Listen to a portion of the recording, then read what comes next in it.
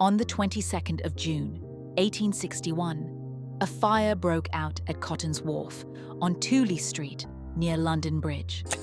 The warehouses were packed with hemp, cotton, tallow, sugar, and oil. Every one of those materials burns. Within hours, the fire had spread across 11 acres of London's South Bank. It burned for 2 weeks. It destroyed warehousing worth £2 million. And it killed the most important firefighter in England. James Braidwood, superintendent of the London Fire Engine Establishment, the man who had built the city's fire service from nothing, was crushed by a falling wall 3 hours into the blaze.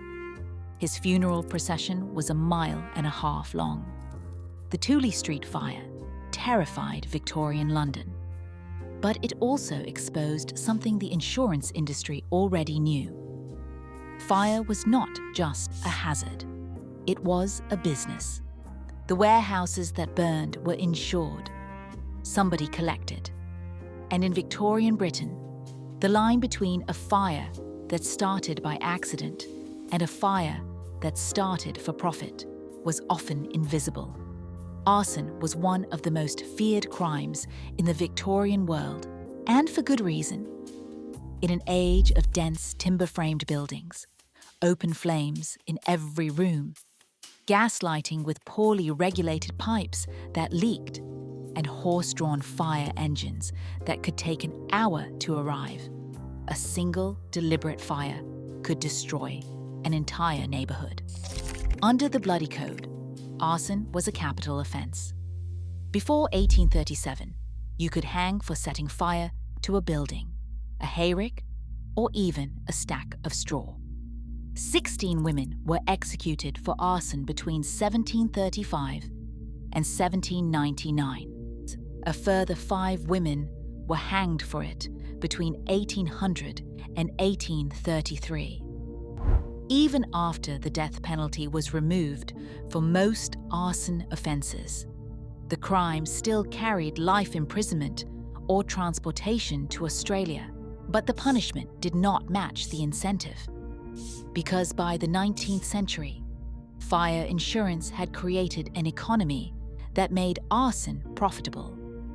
Fire insurance in Britain dates to the aftermath of the Great Fire of London in 1666. By the early 1700s, companies like the Sunfire Office and the Hand in Hand were selling policies across the country. Each company issued a fire mark, a metal plaque bolted to the front of the insured building, so that the company's private fire brigade would know which properties to save. By the 1830s, nearly every commercial building in a British city carried one. But insurance created a perverse incentive. A struggling business owner could insure his warehouse for far more than its contents were worth. If the warehouse burned, he collected the full insured value. The more the building was worth on paper, the more profitable the fire, and the insurance companies were slow to investigate. Early Victorian Liverpool had such a reputation for suspicious warehouse fires that, in 1842, insurers collectively raised mercantile premiums by 83% to cover their losses. They raised the price. They did not stop the fraud. The gap at the center of this economy was the gap between who profited and who carried the risk. A property owner who arranged for his own building to burn would collect thousands of pounds. But he rarely lit the match himself. He hired someone. And the people he hired, more often than not, were women. Women made effective fire setters for reasons that were practical, not pathological. A woman moving through a warehouse district at night attracted less attention than a man. A servant woman had keys. She had access to buildings at hours when no one else was present. She knew the layout of kitchens, cellars, and storage rooms where fires could be set to look accidental. And she was cheap. A woman might be paid 2 shillings to set a fire that yielded £4,000 in insurance. The economics were obscene. The person who carried the risk of hanging or transportation received a fraction of a percent of the profit. One of the earliest documented cases was Elizabeth Calloway in 1735, whose trial at the Old Bailey was the first in which fire insurance was cited as the likely motive for arson. The implication was clear even then. She had not burned her property for warmth. She had burned it for money. But not all women who set fires were hired. Some were servants who used fire as a weapon against the people who controlled their lives. Domestic service was the largest employer of women in Victorian Britain. By 1851, over 1 million women worked as servants. They lived in their employers' homes, worked 16-hour days, earned between £10 and £20 per year, and could be dismissed without notice or reference. They had no labour protections, no contracts worth enforcing, and no recourse against employers who abused them. A dismissed servant with no reference was effectively unemployable. In this context, fire became the weapon of the powerless.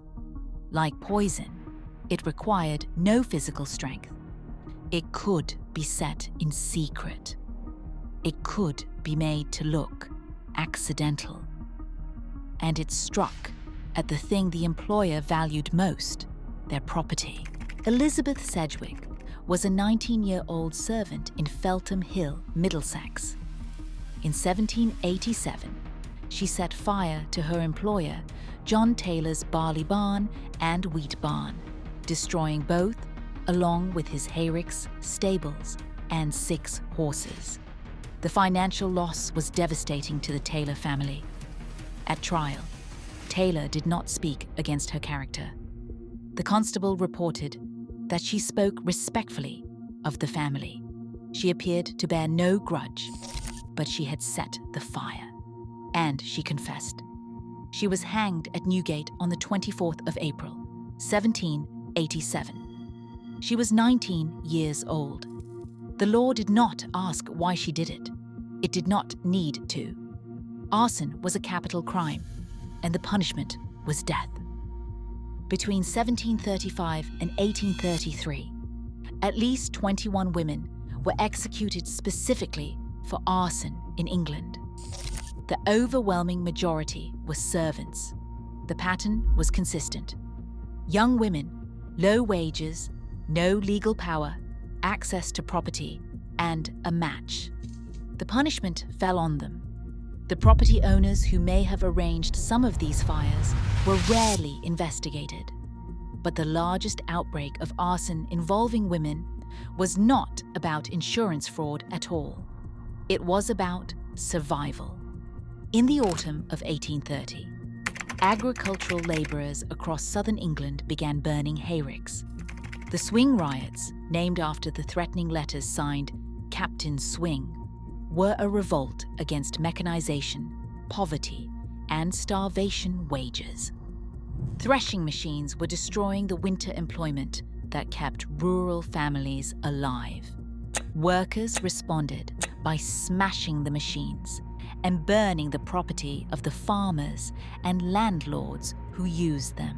The fires spread across more than 20 counties. 600 farms were attacked. The burning was done at night, and it was done systematically. Women participated as both arsonists and organisers. In rural communities where everyone knew everyone, women carried intelligence about which farms had machines, which landlords had refused to raise wages, and which properties would burn best. The government response was ferocious. Nearly 2,000 people were tried. 252 were sentenced to death, of whom 19 were actually executed. Almost all of the executions were for arson, not machine breaking.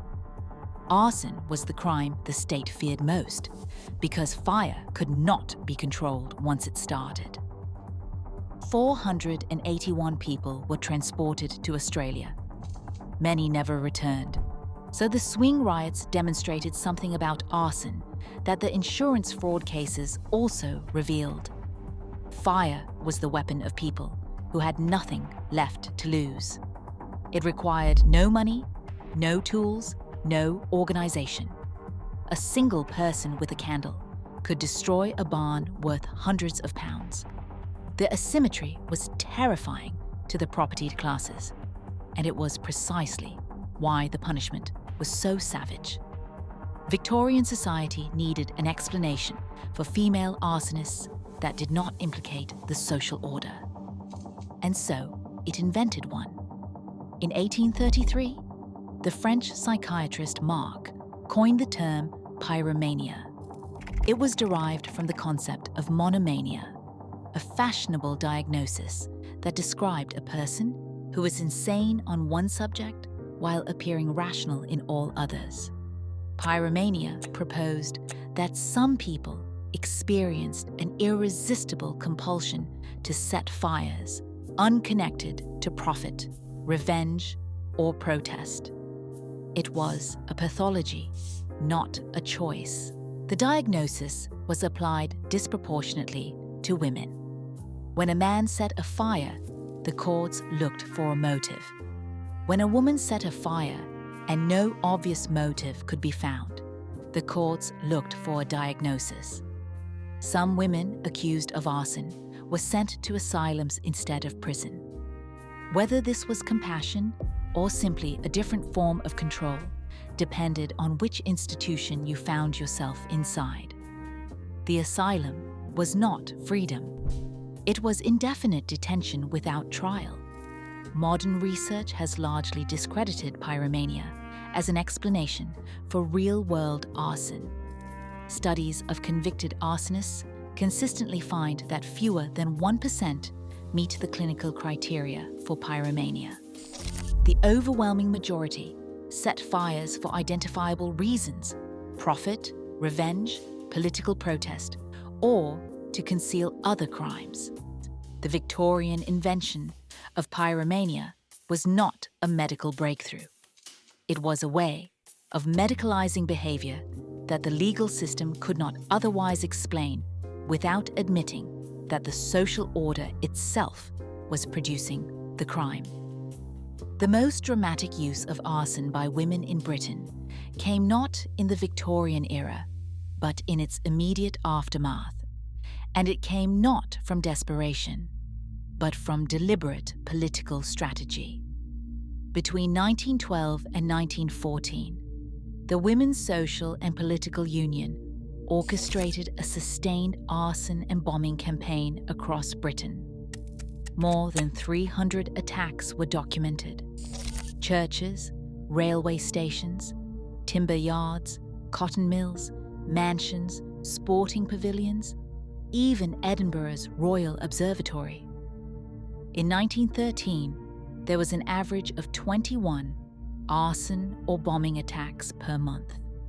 The total damage exceeded £700,000, equivalent to tens of millions today.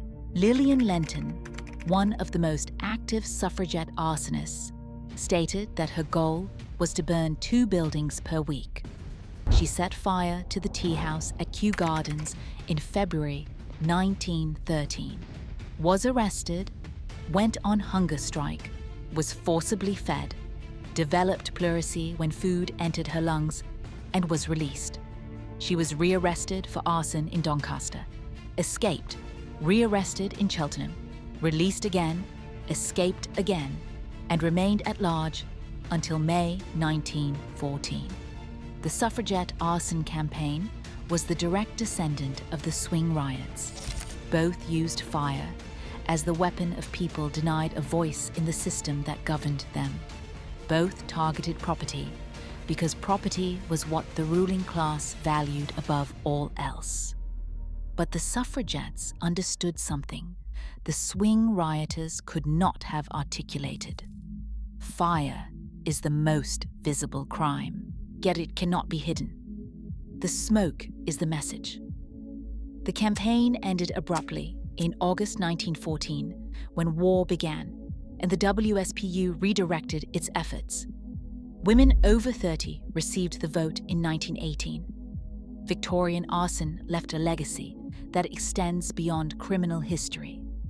Modern arson investigation developed in response to suspicious warehouse fires of the 19th century. Insurance fraud investigation, as a profession, traces its origins to the same period. The pyromania diagnosis, though largely discredited, remains in the Psychiatric Diagnostic Manual to this day. But the deeper legacy is structural. Victorian Britain created a system in which fire insurance made arson profitable, poverty made it rational, and gender made it deniable. The property owners who arranged the fires collected the insurance. The women who lit the matches carried the risk. 16 of them hanged for it before 1800. Hundreds more were transported or imprisoned. The system that created the incentive was never indicted. The person who struck the match always was. Fire, like poison, was the crime of the powerless. It required no wealth, no weapons, no connections. It could be committed by a servant with a candle or a farm laborer with a handful of straw. And it terrified the powerful, precisely because they could not stop it without addressing the conditions that produced it. They chose punishment instead. They chose the noose, the prison ship, and the asylum. They chose to hang 19-year-old servants and transport 481 laborers to the other side of the world. They chose every response except the one that might have worked. They never asked why the fires kept starting.